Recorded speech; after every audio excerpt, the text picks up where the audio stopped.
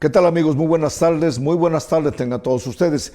Estamos transmitiendo desde los foros y las instalaciones de Vanguardia Veracruz, aquí en el norte del estado, exactamente en la ciudad de Poza Rica de Hidalgo, en este hermoso y bello estado de Veracruz, que por cierto, hoy lunes 11 de enero, amanecimos con una temperatura aquí inusual porque regularmente no se da, con 10 grados.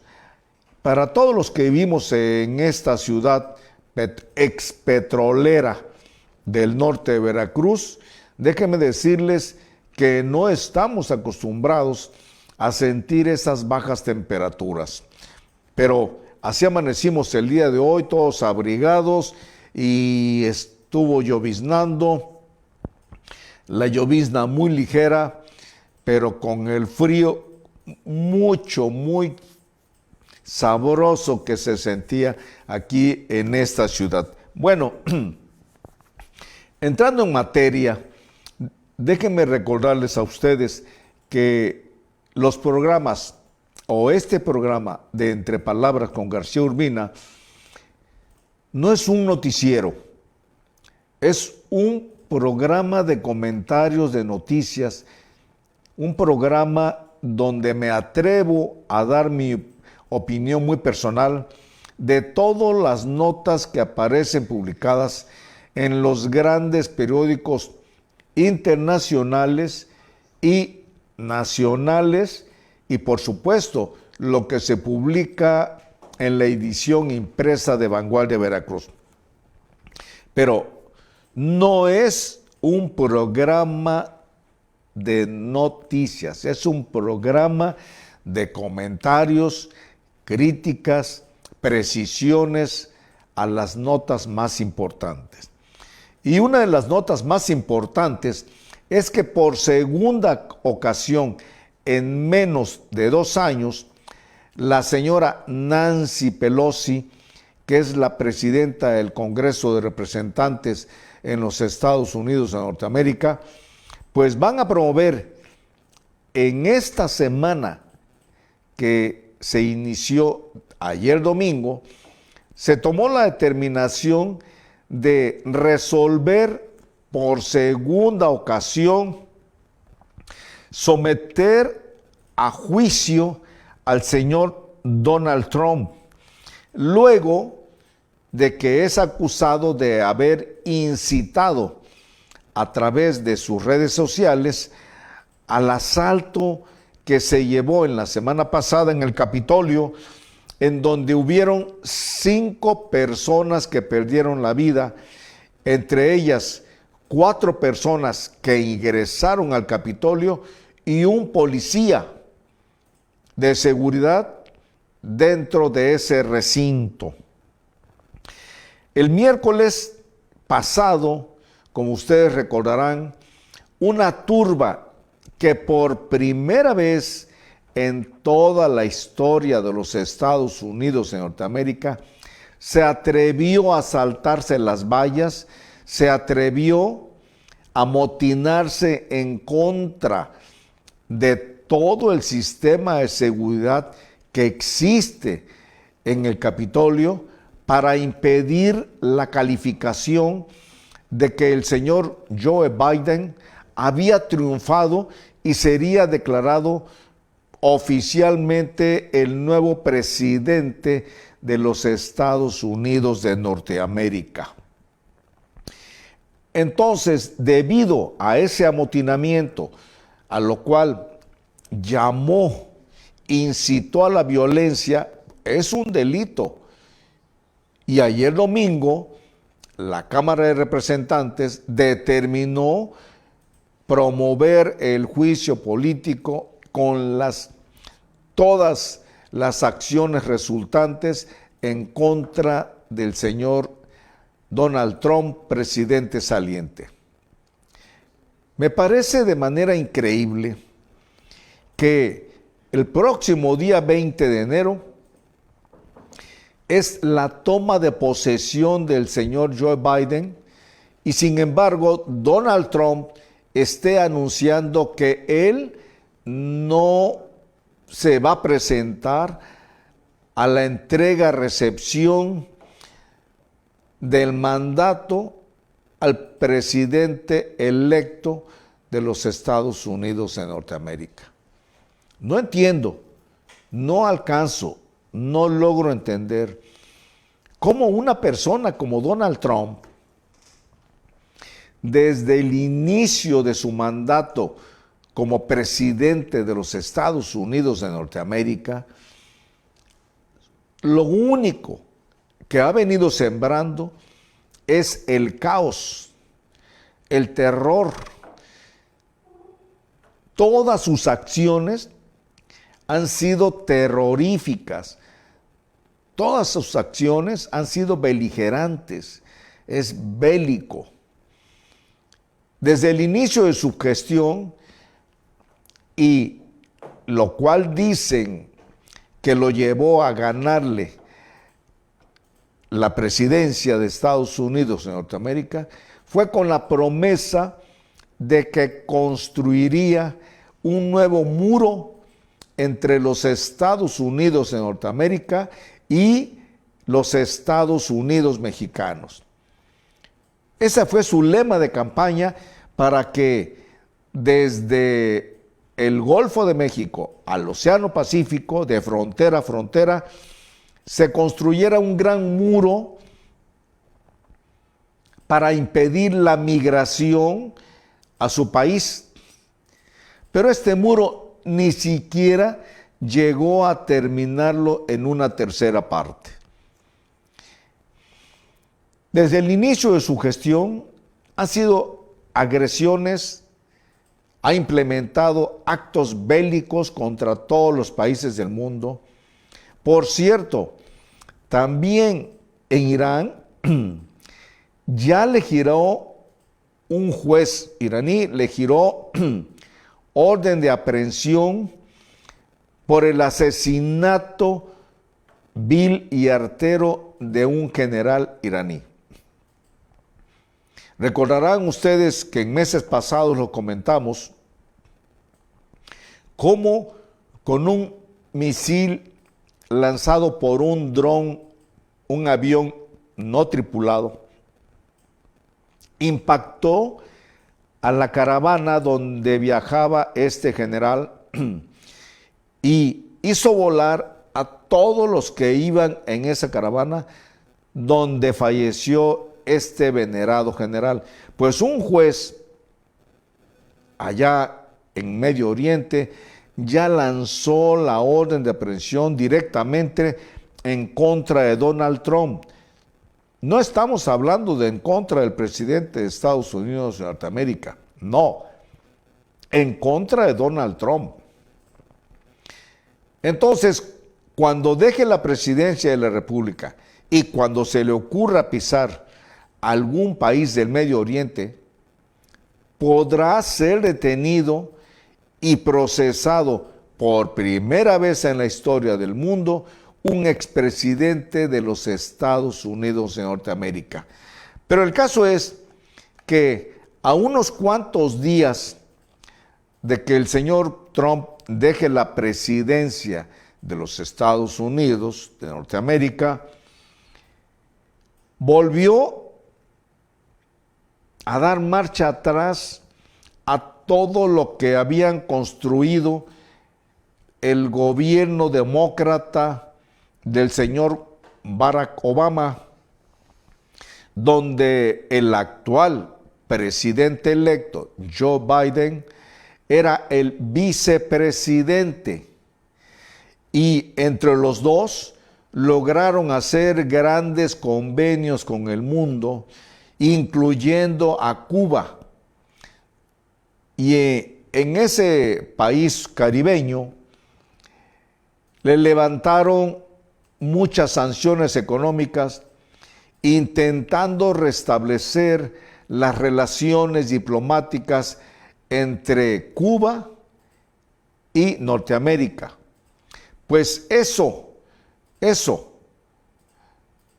señor Donald Trump lo acaba de echar para atrás y acaba de regresar otra vez a Cuba, a la lista negra, manifestando que la isla sigue dando refugio y albergue a fugitivos estadounidenses y que la isla sigue apoyando al líder venezolano Nicolás Maduro.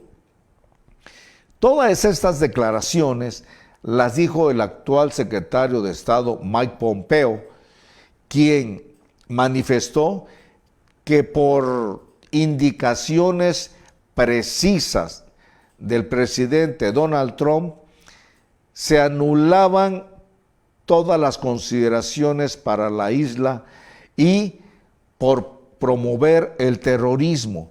Pues yo le quiero decir sinceramente que el terrorismo, señor Donald Trump, usted es responsable del todo el terrorismo que ha sembrado en todo el mundo.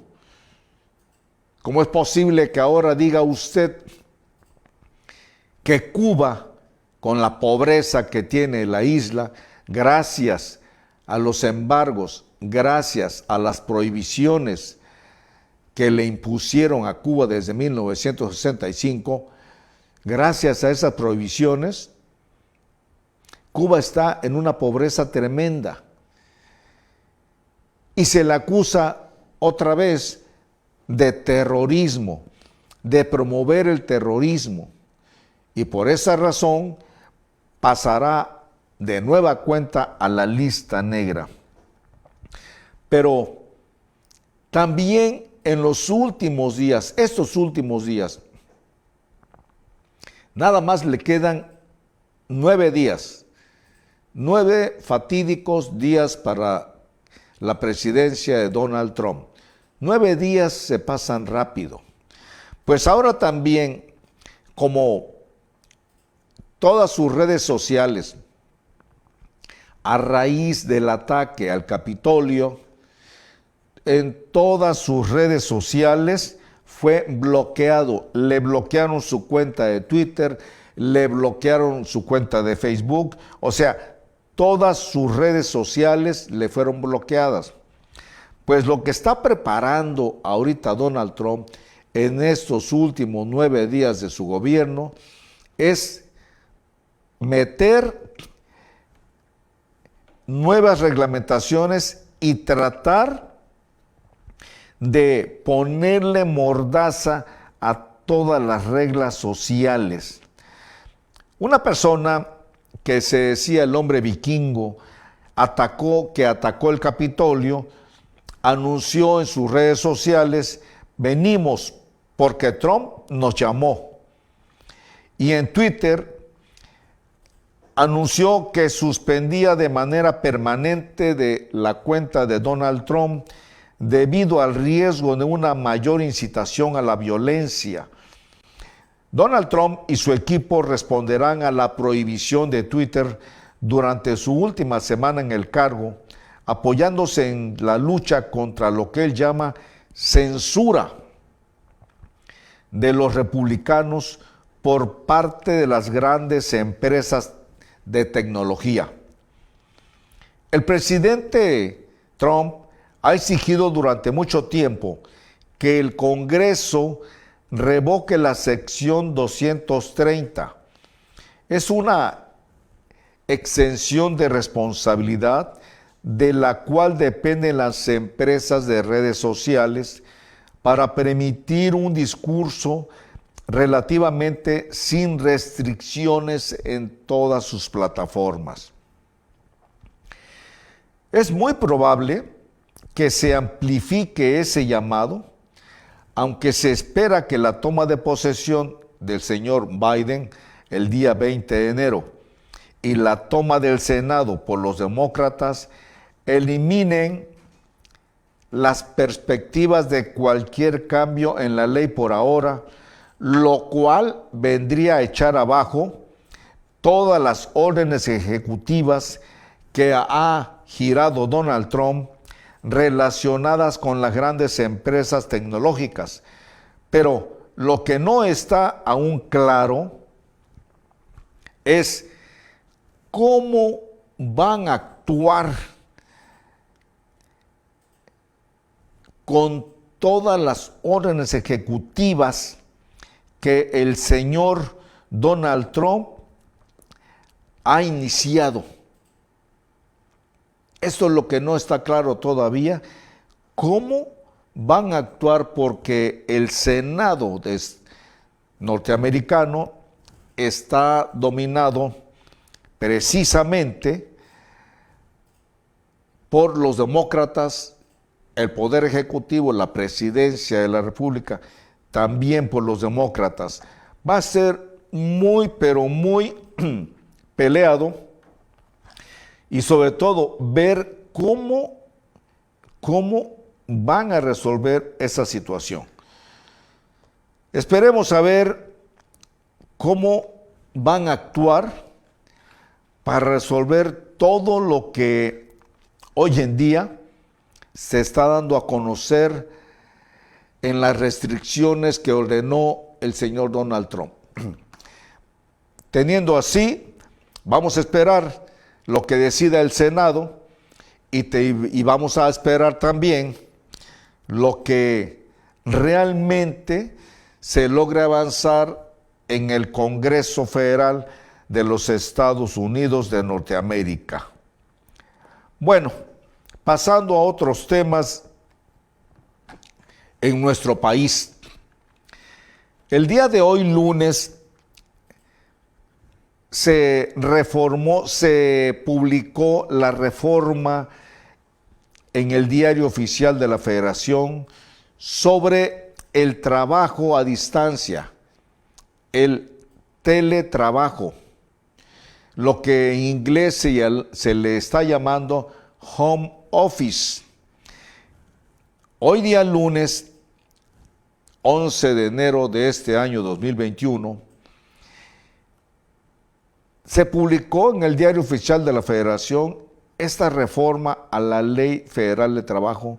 Sin embargo, no se aplicarán todas las reformas, incluso hasta 18 meses después, o sea, año y medio después, que es el tiempo con el cual cuenta el gobierno federal para crear una norma oficial mexicana que establezca las nuevas obligaciones. Pero, ¿qué es lo que contiene esa reforma? En primer lugar, vamos a definir lo que es un teletrabajo o lo que se le ha dado en llamar home office. Home office o teletrabajo se entiende que es la labor que una persona realiza cuando hace sus labores en un sitio distinto a las instalaciones de la empresa o centro de trabajo. Todo lo relacionado con su centro de trabajo, con su empleo, y los cuales los desarrolla desde su casa o desde otro lugar, a eso se le ha dado en llamar home office o teletrabajo. Y en esta materia que hoy en día se está legislando, se incluye en la aplicación de las nuevas tecnologías de información y las nuevas tecnologías de la información. Pero, punto número 2, existen los costos derivados de ese teletrabajo o de ese home office. Se establece que existe la obligación de la empresa o de los empleadores, los cuales deben asumir esos pagos. Es decir, dado que ahora trabajan desde su casa, el patrón debe contribuir con el pago de una parte proporcional del recibo de la luz. Así también debe contribuir el patrón con una parte proporcional de los recibos de internet o de telecomunicación. El tercer punto, que también está establecido en la reforma de la Ley Federal del Trabajo, se refiere a los equipos de trabajo.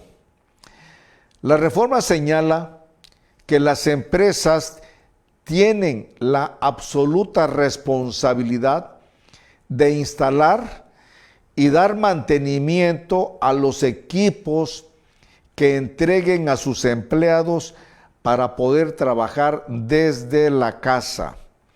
Ojo, mucho ojo, porque los cambios al artículo 311 y la adición del capítulo 12 de la Ley Federal del Trabajo también indican que los empleados deben cuidar y conservar bajo su más estricta responsabilidad los equipos que las empresas o empleadores les entreguen, ya sean las computadoras, tabletas o celulares, porque no pertenecen a ellos, pertenecen a la empresa que se los está dando en comodato para que desde su hogar estén trabajando. Bueno, 4. La reforma también detalla el derecho a la desconexión, es decir, que los trabajadores no participen en comunicaciones electrónicas o relacionadas con su empleo, llámese correos electrónicos, llamadas telefónicas o mensajes de WhatsApp, que se den o que se le hagan fuera de su horario laboral. Esto quiere decir que todas las personas que están trabajando desde su casa, desde otro punto, fuera de la oficina, fuera de su centro de trabajo, deben cumplir con sus obligaciones única y exclusivamente en el horario laboral que tengan señalado en su empresa. Fuera del horario laboral, no están obligados a responder ni llamadas telefónicas, ni WhatsApp, ni correos electrónicos, ni nada que se le parezca en ninguna comunicación de la empresa con la persona contratada. Y también queda establecido estrictamente que los patrones deben preservar los datos personales y el derecho a la intimidad de los empleados, y que estos empleados no pueden tener salarios menores a quienes realizan el trabajo normal dentro de las instalaciones de la empresa o dentro de su lugar de trabajo de manera presencial. Esto significa que aunque unos estén dentro de la empresa y otros estén desde su casa trabajando, el salario que perciban deberá ser exactamente igual. No va a haber ninguna, o no debe haber ninguna distinción de quién debe ganar más o quién debe ganar menos. Pues todas estas reformas fueron aprobadas precisamente, el pago de luz, de internet y todo lo que se defina, fueron aprobadas en forma definitiva la semana pasada por el Senado de la República. Así estamos, y siguiendo con el programa que le intitulamos, que ya estamos envueltos en esta guerra electoral, con todos los miles de millones de pesos que el Instituto Nacional Electoral derrocha, porque es un derroche enorme, en los altos salarios que tienen los consejeros y sobre todo los altos salarios y las percepciones que goza el consejero presidente del Instituto Nacional Electoral, es una cachetada, lo he venido repitiendo, es una verdadera cachetada para el pueblo de México con los salarios que se pagan aquí. Es una verdadera cachetada. Ganar, recibir casi $500,000 de pesos entre salarios, el pago de comida, el pago de vehículos, el pago de teléfonos celulares.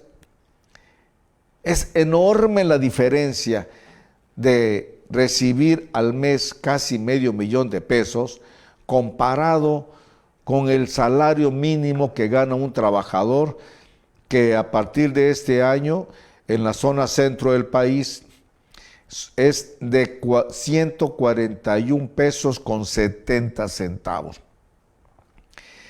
A raíz de todas las denuncias en contra del señor Lorenzo Córdoba, consejero presidente del Instituto Nacional Electoral, y a raíz de las denuncias y acusaciones, se llevaron a cabo investigaciones precisamente por el licenciado Santiago Nieto, que está a cargo de la Unidad de Inteligencia Financiera, que depende de la Secretaría de Hacienda. Y se encontraron que un alto funcionario del Instituto Nacional Electoral fue encontrado culpable de haber manejado millones de pesos que no son comprobables. Se logró establecer que en pleno proceso electoral federal, el señor director ejecutivo de administración del Instituto Nacional Electoral, el señor Bogar Montiel Reina, renunció al cargo para atender supuestamente cuestiones de carácter personal. Pero esto lo hizo en medio de investigaciones por el presunto uso indebido de sus atribuciones. El señor Montiel y otros 3 funcionarios de alto rango que manejan las finanzas del Instituto Nacional Electoral fueron vinculados a proceso en agosto pasado como resultado de una denuncia presentada por el órgano interno de control por el pago de 15 millones de pesos en el caso de un contrato que se hizo ver que saldría en 105 millones de pesos por brindar el servicio de alimentos para los eventos del instituto, contratación que fue anulada por el órgano auditor denunciante. El contrato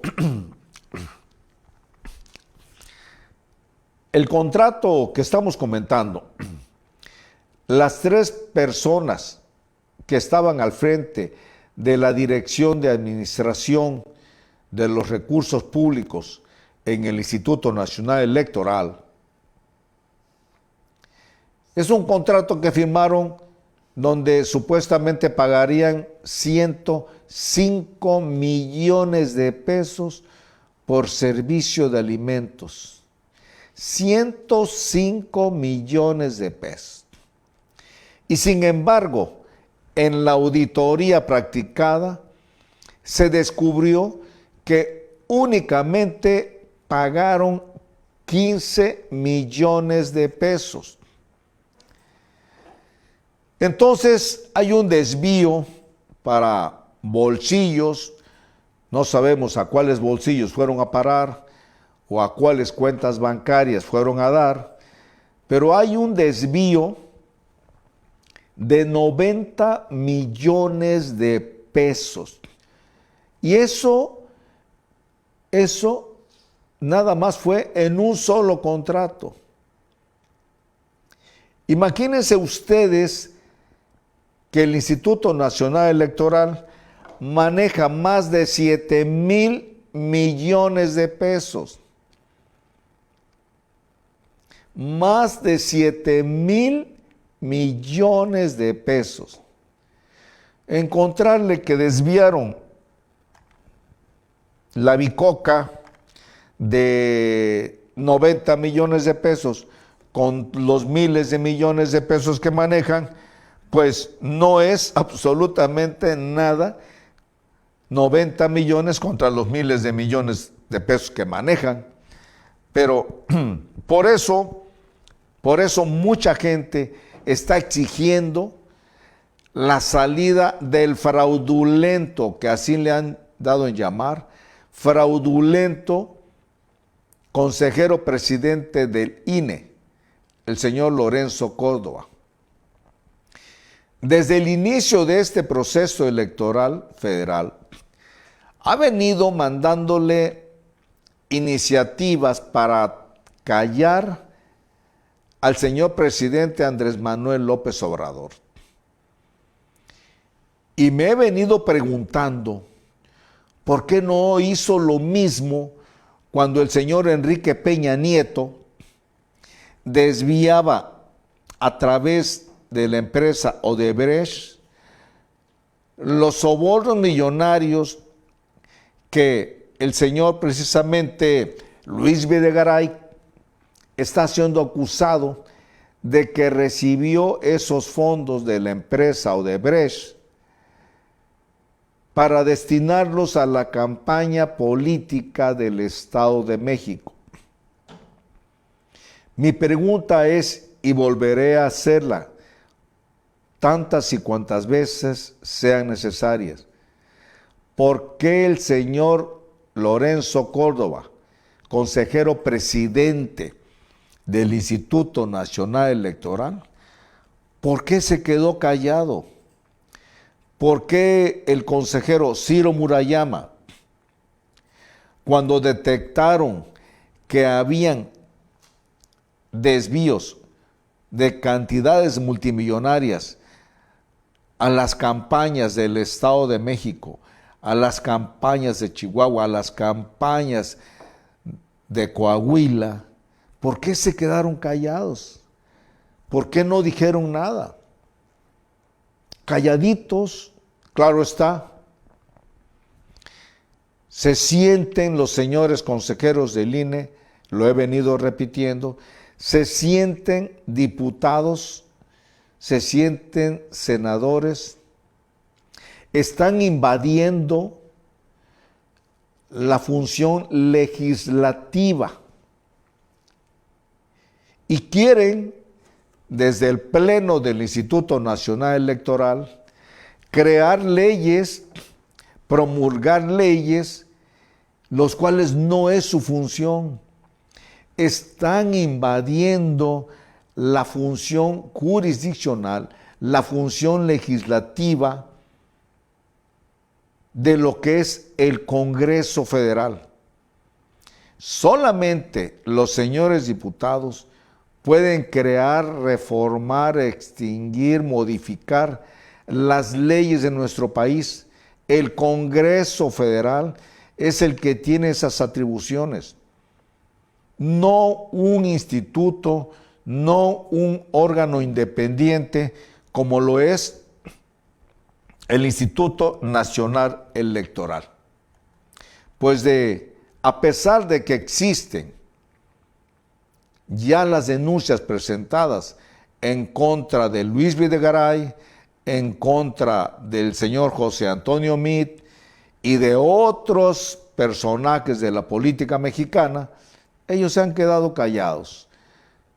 Se quedan calladitos. ¿Por qué? Porque también son cómplices desde mi punto de vista legal. Son cómplices porque supieron a su debido tiempo lo que estaba sucediendo y se quedaron callados. Pero en fin, vamos a dar mejor noticias más importantes para nuestro público veracruzano. Por fin mañana martes llegan las vacunas al hospital regional de esta ciudad de Poza Rica, Veracruz. Así lo confirmó la Secretaría de Salud, que es cuestión nada más de horas para que inicie la vacunación anti-COVID a los médicos del hospital regional. O sea, estamos a unas cuantas horas para que todos los que actualmente están al frente de la línea atendiendo a los infectados por esta pandemia del COVID, sean vacunados. Van a llegar a Poza Rica 14,000 vacunas anticoronavirus, la cual será aplicada en todo el territorio veracruzano y serán para el personal médico que se encuentra en la primera línea de batalla contra el COVID-19. Esto es la información que hasta la fecha tenemos. Pero déjeme decirle a ustedes, déjeme decirle algo. Mañana, bueno, en el caso en esta semana, vamos a entrevistar a la señora Mónica Pardo Valverde. ¿Quién es la señora Mónica Pardo Valverde? Bueno, la señora Mónica Pardo Valverde es la precandidata a la Diputación Federal por este 5º distrito electoral. La señora Mónica Pardo Valverde, yo quisiera que ustedes comparen el currículum de ella, de la señora Mónica Pardo. Tiene una licenciatura en economía, la cual cursó en la Universidad Villarrica, allá en el puerto de Veracruz. Después, en la ciudad de Puebla, cursó una maestría en administración financiera. Pero después de eso, la señora, cuando salió de la Universidad de Villarrica y se tituló como licenciada en economía, entró a trabajar a Petróleos Mexicanos y fue electa por mayoría de votos para ser delegada del Departamento de Administración de Bienes por un periodo y luego posteriormente fue reelecta para un segundo periodo. La señora Mónica Pardo Valverde, toda su vida que trabajó al frente y dentro de la empresa Petróleos Mexicanos, estuvo fungiendo en diversos cargos, como fue secretaria tesorera del Casino Obrero Petrolero, fue secretaria de la Comisión Fuerza Juvenil, fue secretaria de Educación Social y Previsión Social, fue secretaria en el Departamento de Jubilados. O sea, aparte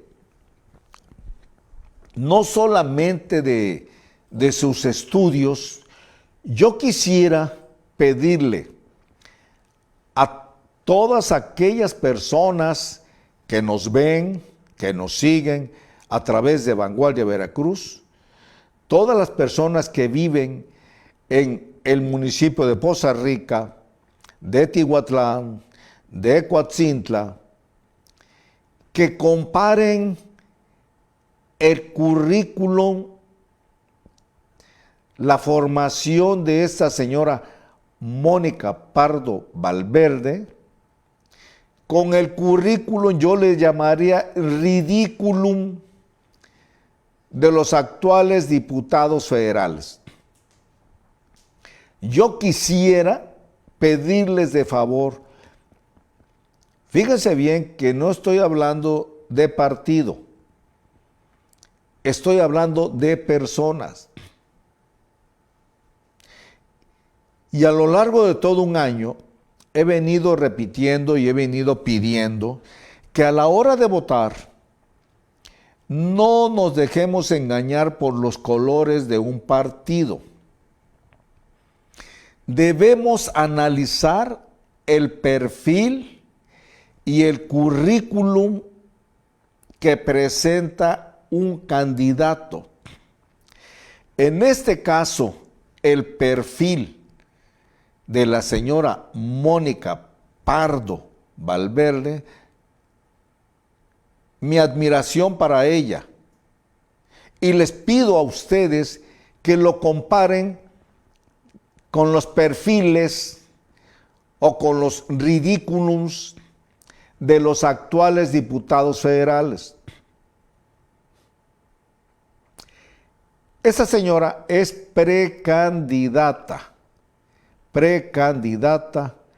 por el partido Morena para la Diputación Federal por el 5º Distrito Electoral Federal. Sin embargo, se inscribieron más precandidatos. Hay una señora que también se inscribió, pero esa señora, que no la puedo nombrar aquí en este programa, esa señora, toda su vida, absolutamente toda su vida, se la debe al PRI, toda. Y hace todavía más o menos un mes, la nombraron delegada del Partido del Trabajo aquí en Poza Rica. Imagínense, primero vean ustedes, toda su vida viviendo de los puestos, del presupuesto que le daban en el partido político PRI, toda su vida. De la noche a la mañana cambia y deja al PRI y la nombran delegada del PT, del Partido del Trabajo. Y hace una semana se registra en la Ciudad de México como precandidata de Morena, también a la Diputación Federal. Pero también tenemos el caso de un regidor de la actual administración municipal del Ayuntamiento de Poza Rica. Y este regidor, que todavía está en funciones, también acudió la semana pasada a la Ciudad de México a registrarse como precandidato de Morena a la Diputación Federal por este distrito electoral. Pero me van ustedes a disculpar que yo sea insistente. Chequen, lean, exijan, por favor, exijan a todos los seguidores de Vanguardia, por favor, exijan que se haga público su perfil, su currículum vitae de las personas que van a salir como precandidatos de Morena para la Diputación Federal. El currículum, la historia laboral de la señora que acabo de decir, que toda su vida ha estado en el PRI y que de la noche a la mañana deja de ser priista y se va con el PT y ahora se registra la semana pasada por el partido Morena. Y también exijan, chequen, vean, lean cuál es el currículum, el perfil de trabajo, los estudios que tiene el señor regidor, que aún está en funciones en este ayuntamiento de Poza Rica, y que también la semana pasada se registró como precandidato a la Diputación Federal de Morena. Pues va a haber mucho más que hablar, pero ya estamos en las precampañas, ya estamos dentro de esta guerra electoral que se ha iniciado, porque si ustedes ven la nota, no es nota, es una columna que escribe el arquitecto Braulio Javier García Nieva y que se llama Diputados Locales al Cambio en 2021.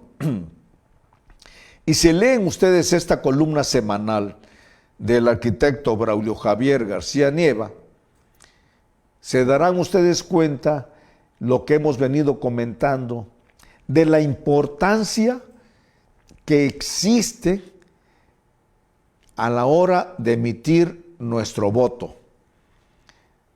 Lean ustedes esta columna y se podrán dar cuenta que es muy importante que razonemos bien, que pensemos, que veamos los perfiles de estudios que tienen los candidatos, los perfiles de trabajo, en qué han trabajado, en qué se han desarrollado, qué beneficio han reportado a la población que hoy en día pretenden representar como diputados. Entonces yo les recomiendo que lean la columna política, se llama Política Urbanista, que escribe el arquitecto Braulio Javier García Nieva y que se llama Diputados Locales al Cambio en 2021. Bueno, señores, no me resta más que agradecer el favor de su atención, pero no me quiero despedir sin antes ofrecer disculpas porque no podíamos salir al aire. No sé si porque está mal el tiempo o por las diferentes dificultades técnicas, no podíamos salir al aire porque la señal no estaba funcionando para todos nuestros equipos de trabajo. Por esa razón, no podíamos salir al aire en punto de las 6 de la tarde de este día lunes 11 de enero del año 2021. Por eso les ofrezco disculpas a todos ustedes. Ya saben, si les gusta el programa, compártanlo con sus amistades. Si no les gusta, ignórenlo. Pero todos los comentarios que aquí estoy manifestando ante ustedes son absoluta responsabilidad de su amigo Candelario García Urbina. Soy un amigo de ustedes y hoy y siempre les deseo lo mejor de lo mejor en esta tarde y siempre. Les mando un fuerte y cariñoso abrazo y sean felices hoy y siempre. Muy buenas tardes, pásenla bien amigos, sean felices.